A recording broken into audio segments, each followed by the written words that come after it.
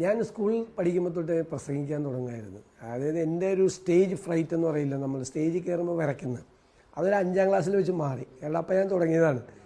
പിന്നെ ഞാൻ സ്കൂൾ ലീഡറൊക്കെ ആയിരുന്നു. സ്കൂളിലൊക്കെ വെച്ച് എല്ലാ അവസരങ്ങളിലും പ്രസംഗിക്കും കാര്യങ്ങളിലൊക്കെ പോകുമായിരുന്നു. പിന്നീട് ഞാൻ കോളേജിൽ വന്നു കഴിഞ്ഞപ്പോൾ കൂടുതൽ അവസരങ്ങൾ, കൂടുതൽ സജീവമായ രാഷ്ട്രീയത്തിലേക്കൊക്കെ വന്നു. PS സർക്കാരിന്റെ കാലത്ത് ലോട്ടറി വിഷയത്തിൽ ധനമന്ത്രി തോമസ് ഐസക്കിനെ വെള്ളം കുടിപ്പിച്ചിട്ടുണ്ട് സതീശൻ. സെക്ഷൻ 4 വയലേഷൻ ഉണ്ടെങ്കിൽ നോക്കാനുള്ള അധികാരം സംസ്ഥാന സർക്കാർ ഇല്ല എന്നുള്ള പറഞ്ഞു. എന്നാ പിന്നെ ഇപ്പൊ എന്താ ഓർഡിനൻസ് കൊണ്ടുവന്നേക്കണേ? ആ ഓർഡിനൻസിൽ എന്താ പറഞ്ഞേക്കണേ? സെക്ഷൻ 4 ലംഘിക്കുന്നുണ്ടെങ്കിൽ അവരുടെ കയ്യിൽ നിന്ന് നികുതി മേടിക്കാതിരിക്കാൻ വേണ്ടിയിട്ടുള്ള ഓർഡിനൻസ് കൊണ്ടുവന്നിട്ട് ആ ഓർഡിനൻസിൽ സംസ്ഥാന സർക്കാർ കൊണ്ടുവരുന്ന കാര്യത്തിൽ ഒരു വിലയില്ലെന്ന് ധനകാര്യമന്ത്രി തന്നെ പറയുന്നു.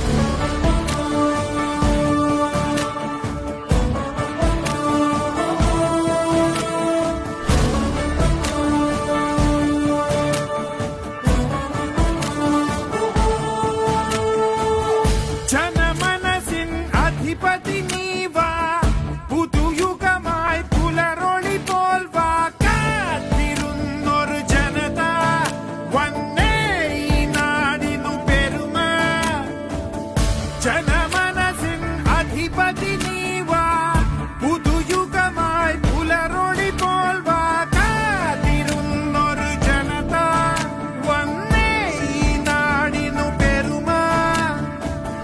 വഴിമാറുക നീതിരഥം ഇതിലേ,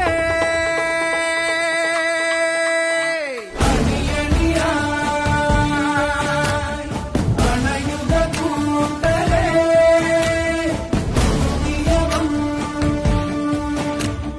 ജനഹിതമാകണേ.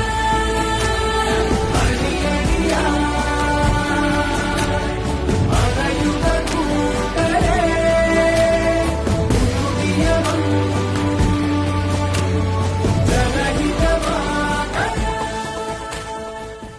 Weeks after the Congress faced a crushing defeat in Kerala, the party has chosen V.D. Satheesan as the new leader of the opposition in a significant. പ്രതിപക്ഷ നേതൃപദവിയിലേക്ക് V.D. സതീശനെ നിയമിച്ചതോടെ V.D. സതീശൻ പ്രതിപക്ഷ നേതാവ് എന്ന Has decided on V.D. Satheesan as the opposition leader.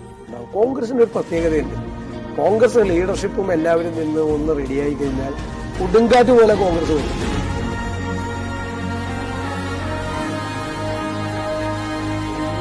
ഉറപ്പ് നൽകുകയാണ്, ഒരു തരത്തിലുള്ള വർഗീയവാദികളുടെയും vote നമുക്ക് വേണ്ട. കേരളത്തിൽ ഒരു ബാങ്കിൽ നിന്ന് നോട്ടീസ് വരാത്ത ഏതെങ്കിലും ഒരു കർഷകനെ തൊട്ട് കാണിക്കാൻ പറ്റും. ആൾക്കൂട്ടത്തിന്റെ ബഹളം ഉണ്ടാക്കിയിട്ട് ഭീഷണിപ്പെടുത്തി പ്രസംഗം നിർത്തിപ്പിക്കാൻ നോക്കണ്ട.